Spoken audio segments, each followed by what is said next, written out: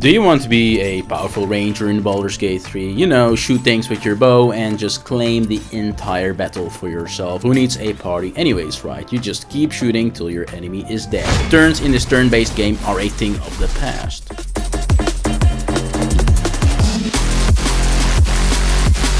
But at the same time also be a powerful rogue in Baldur's Gate 3 using elements of sneak to get bonuses to your damage output and deceive everyone out there. Also, do you like killing people in their sleep like the crazy psycho that you are? If you have answered yes to at least 2 out of those 3 questions, then you have come to the right video. Today I will show you my multi-class build for a ranged rogue or a rogue ranger. The idea of this archetype translates very well to Baldur's Gate 3. From, say, D&D, in my opinion, it's potentially even better with how various mechanics function differently in BG3. Now, I like building my Ranger Rogue multi-class as following. I will provide an entire progression path in this video, so whether you want to start fresh or are halfway through your playthrough, it covers it all. So how you want to approach this multi-class is as following. We start off with 5 levels in Ranger, then 4 levels in Rogue. We respec at level 10. Respecing is really easy in this game, so don't even worry about it. And now accordingly start off with 2 levels in Fighter, into 5 levels in Ranger, into 3 levels in Rogue, and then finish off with 2 more levels in Fighter. Okay, but why? Why do all of that, and why do you want to respec and have exactly this order of leveling?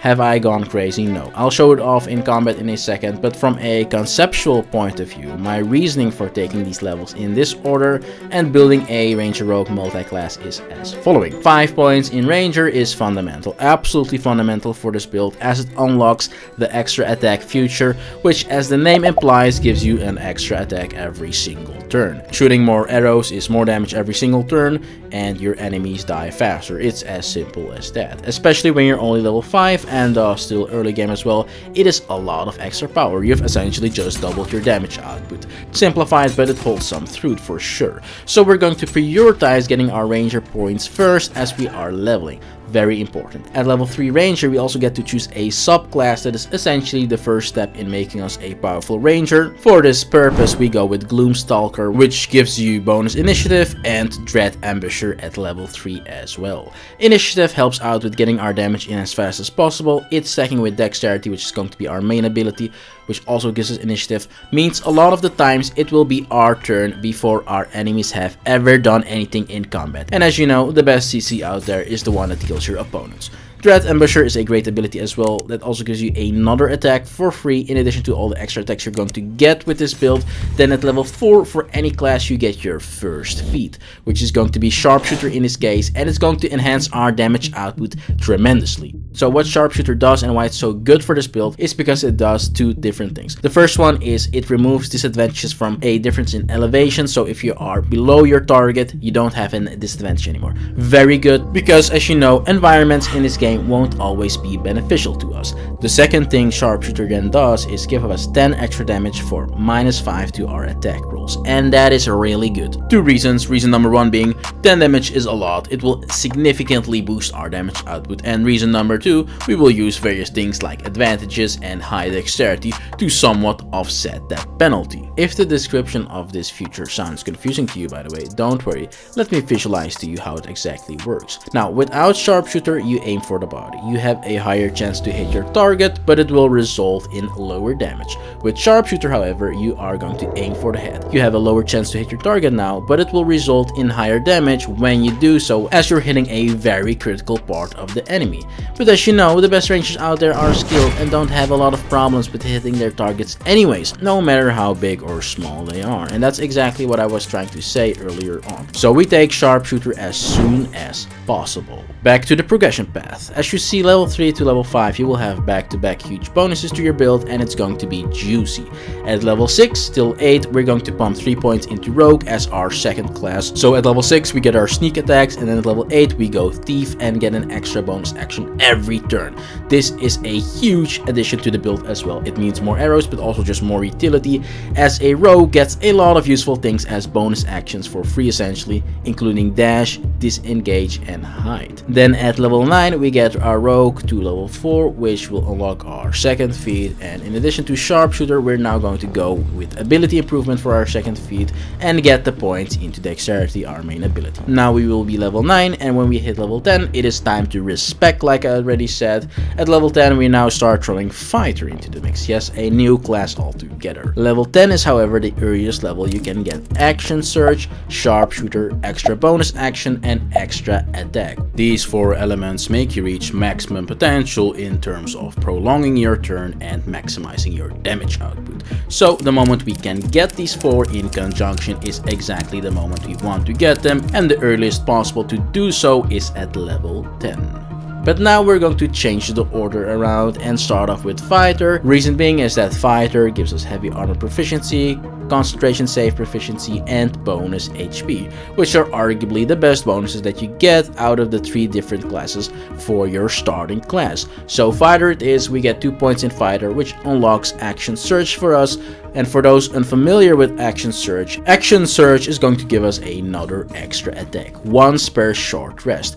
Really good. Then we add the 5 levels from ranger to it and 3 levels to rogue for all the mentioned benefits that I talked about earlier. These 8 levels are now familiar territory for you. However, there are also some of the more minor choices that you need to make while you level up, so let's go quickly over them as well to have everything covered. For example, at level 1 ranger, you need to choose a favorite enemy. I would go with bounty hunter here, as it gives us a benefit to using ensnaring strike, which is a pretty good ability that has some CC as well. And for natural explorer, I would go with the one that gives you fire resistance, as fire damage is probably one of the most common damage types in the game. At level 2 ranger, you get to choose a fighting style. Absolutely go for archery. Our attacks are range attacks, so that bonus is really nice. For spells, I would pick Hunter's Mark, which is really nice against very beefy boss type of targets and helps you out with your damage output. And the earlier mentioned ensnaring strike for that synergy with bounty hunter. Due to the synergy, we will ensnare our enemies much more often, which in turn means they can't move, will take damage every turn, and have other disadvantages until they break free from the vines. At level 3, you get to choose another spell. Hail of Thorns is a nice choice right here. And then finally at level 5, you get another spell, and I would really just go with utility for this one because you already have so much damage. I've personally liked something like Enhanced Sleep, which is a pretty nice spell that helps out with your movement. Alternatively, if you do want something with a damage component, then I recommend Spike Growth. It has damage and it has CC, and depending on your party can be very useful, especially early on when you're level 5 and need some extra CC and damage. For the rogue levels, we have discussed everything. There are no minor choices to be made there. And when you're leveling through the first path or the second path, your choices will all be the same. It's just the order of where you pick these classes. Then at fighter level 1, you also get to choose another fighting style. I would go with defense right here for some extra tankiness. You also get second wind at level 1 fighter for free, which helps out with sustain as well. For the final levels, we finish off with 2 more levels in fighter. 4 fighter, 3 rogue gives us more HP than 4 rogue, 3 fighter. So we go with fighter for the ultimate min-max. At 3 levels in fighter at level 11, using my progression path as laid forward in this video means that we can choose a subclass as a fighter as well, and we're going to go with Battle Master. As a result of us being a Battle Master fighter, we can then also pick 3 useful maneuvers as well at level 11. I personally like Trip, Menacing, and Pushing Attack. All 3 will make us hit harder, as activating them will roll a 1d8 die that adds onto our damage. But these maneuvers also give us CC in the form of making the target prone, making them frightened, or pushing back the target respectively. So you can pick accordingly which one you find the most suiting for the situation at hand, depending on the state of the battle and how your enemies are positioned. But nonetheless, as you see, we get a bunch of good stuff at level 11. At level 12, we then finish off with getting the feat we earlier got through our rogue, again at level 12 this time though, ability improvement in the form of extra dexterity. You should be able to have the max of 20 dexterity at this point easily. For example, Auntie Ethel's quest will give you a permanent plus to an ability of your choice like dexterity pretty early on in your adventure, which with my starting recommendations for your abilities that we will go over in a second should at the very least put you to 18 dexterity early till you get the feat for 20 dexterity. But depending on your choices in your playthrough, you might also have 19 dexterity when you choose the feat, so you did need 2 points anymore from ability improvement. In that case, I would go for the athlete feat, which gives you 1 dexterity mixed with some other useful effects. My recommendations for your starting ability points is then as displayed: 17 dexterity because it's absolutely our most important ability, so we give it the +2 bonus. It scales our damage, gives us initiative, gives us armor. I'd say constitution is the second most important ability, helps out with constitution saving throws and gives us more HP. Wisdom is our third most important stat due to the variety of relevant checks related to it, as well as ranged spellcasting being fueled by it, so we park it at 14. Then the rest of our abilities are either dump abilities or kept neutral at 10. So how does this build then play? Let's get into the strategy and how you want to use your attacks. Preferably you want to start out with a sneak ranged attack that we get thanks to the rogue in us. Yes, that rogue is still a part of our core identity. The sneak mechanics in the game give you a really good bonus to your damage output, but to be able to use these sneak attacks you need to have an advantage against your target. And how do you get an advantage as easily as possible in Baldur's Gate 3? There are a few ways. An easy way is, for example, if you have an ally like your tank or a melee fighter near the target, you will have an advantage against them and thus can use your sneak attacks. Think about it like this: the tank is distracting the enemy, and while doing so you can sneakily shoot an arrow up their bum. You also get advantage if the target has some kind of effect applied on them that makes them weak, like when they're under a spell that makes them restrained, for example. But the easiest way, and solely dependent on you as a rogue, is just to be hidden, or more generally speaking, your target not being aware of you, like this poor guard that is sleeping. You'll instantly get an advantage and you can use your sneak range attack in any of those attacks. If the target is aware of you, however, in turn-based mode you essentially freeze time and you can reposition yourself to be hidden from your target. You get the hide effect as a bonus action as a rogue, which is really nice because you don't have to waste an action on it.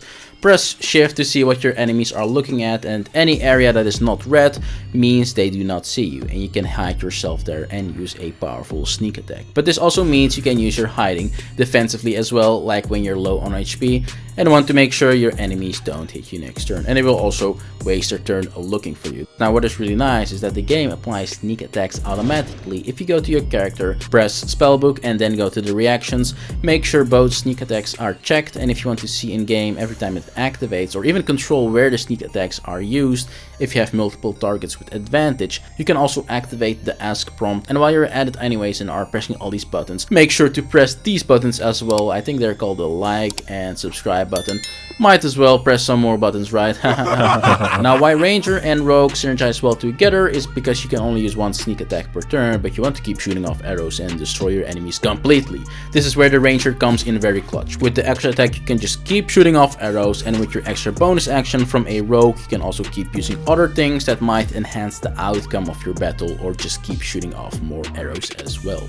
So a full Rogue Ranger fighter multi-class rotation just essentially means you can keep firing off all your arrows till you don't see anything light up on your hotbar anymore. Make sure you also use Dread Ambusher in every new turn of a new combat round and action surge when you need it to finish off a target, and you will maximize your damage output. Accordingly, make sure you use your maneuvers as well, as they are stronger than a natural attack and have that CC in them that we already talked about, but they are also tied to your superiority die, so you can't just infinitely keep using them. You'll need a short or long rest to reset these, so make sure you keep that in mind. As you see, you can just kill off multiple targets in one turn with this build, back to back killing enemies, which makes it really fun because 1, your damage output is high, but 2, you have so many things to do every turn, whether it's just going full out damage or doing something more utility based. That also then means with so many different attacks that you can take out single target enemies with a high HP as well, relatively easy. Doing over 100 damage in one turn is pretty normal with this build, and keep in mind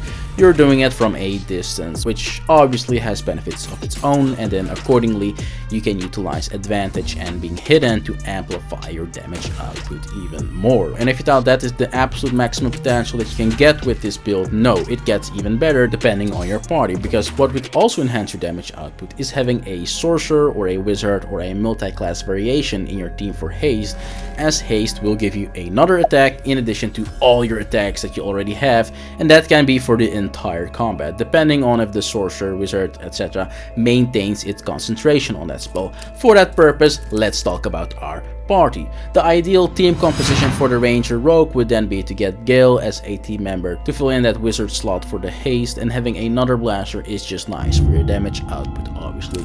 Then I would recommend getting Shadowheart as a cleric for mostly utility purposes, but she can dish out a lot of damage as well. More importantly, there are multiple synergies with Shadowheart and our Ranger Rogue. For example, a really good one being Guiding Bolt, which you get very early and is a level 1 spell. Guiding Bolt applies advantage to whoever attacks target after it's hit with the Guiding Bolt. So that means we can then benefit from that as a Ranger Rogue and get advantage in another easy way. And Guiding Bolt also hits hard simultaneously, especially for a level 1 spell that can be up leveled as well. So overall, it's just a win-win situation. Then we need a tank, something for the melee space, something that dishes out great damage but also tanks hits and sticks onto beefy targets, keeping them distracted to give us advantage. And I'm just going to go with Lae'zel right there. Lae'zel is just a beast, and from a opportunity cost perspective, very good, as you unlock her literally within 5 seconds of playing the game. So yes, our team is complete. If you go with these 4 combined, nobody can stop you anymore. Now, there is still one aspect of the character creation that I haven't talked about, and that is the race that you want to pick. The best race options for this multi-class are either going to be a deep gnome or a lightfoot halfling for that advantage on stealth checks, which is really good obviously for a character that benefits from being sneaky. Both of them have this feature, however, so the choice would then be in whether you want to have the advantage on intelligence, wisdom and charisma saving throws from the gnome versus the lucky feature, which makes you reroll any one you ever roll, which is really good if you think about it. You will never have critical failures, and advantage on saving throws against being frightened. The superior dark vision of the gnome isn't really relevant, as you already get that from being a Gloomstalker Ranger, which, as you saw in my progression path, is definitely something we want to get. I personally would probably edge out the halfling for this choice and give it the win,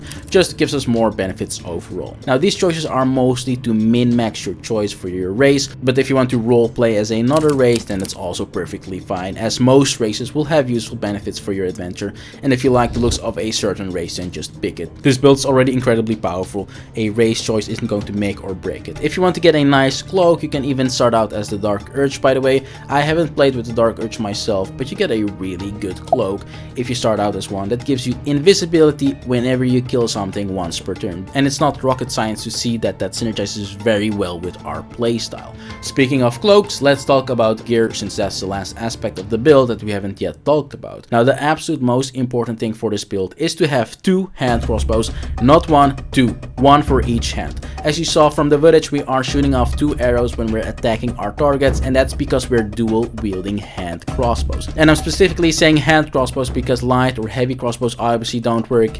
You can't wield 2 of those, so the earlier you get 2 of these hand crossbows, the better. And I don't think there are ones with like special effects and passives in Act 1, so you just want to fish for +1 hand crossbows in Act 1, 2 of them. Make sure to check out all the vendors in the game, as the vendors do sell these and sometimes also resupply their stock with them if they initially did not have them. For Act 2 and higher, however, you get 2 really nice hand crossbows. The first of 2 being Near Misser, which has a +1 weapon enchantment and consists out of force damage as well.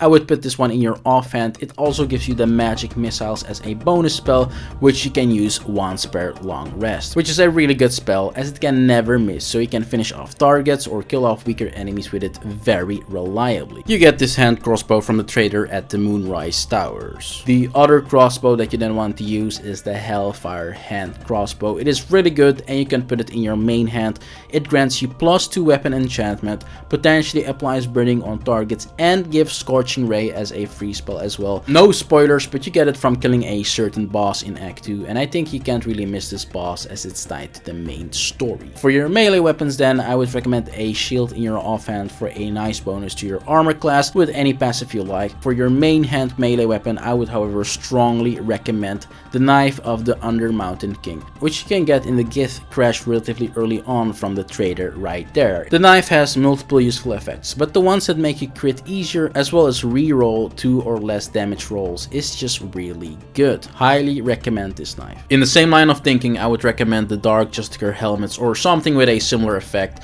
These type of helmets will make critting even easier and the effect stacks. For your cloak, I personally really like the Cloak of the Cunning Broom. This cloak is amazing for when enemies get into your melee range, as you blind them when you disengage accordingly and can thus CC them, but also get advantage on them for your next attack. And keep in mind, we have disengage as a bonus action thanks to the rogue in us, so this cloak is absolutely amazing. For your armor chest, I would recommend armor chest that add your dexterity modifier to your armor class. There are a bunch of these in the game and the merchants usually sell them, and they are really nice from a defensive aspect, as naturally with this build our dexterity will be really high. For your gloves, I would strongly recommend the Legacy of the Masters or gloves with a similar type of effect, which is essentially a bonus to your damage rolls and attacks, and this one gives a +2 bonus, which is a really huge bonus. And those are the biggest highlights of the gear you want to aim for. Thankfully, this build comes online mostly due to having a good progression path, class features, feats, and multi-classing, and isn't too gear dependent outside of obviously dual wielding hand crossbows. And let's face it, this is a badass way of building your character. Who doesn't want to have a crossbow in each hand and accordingly just obliterate anything and everything out there?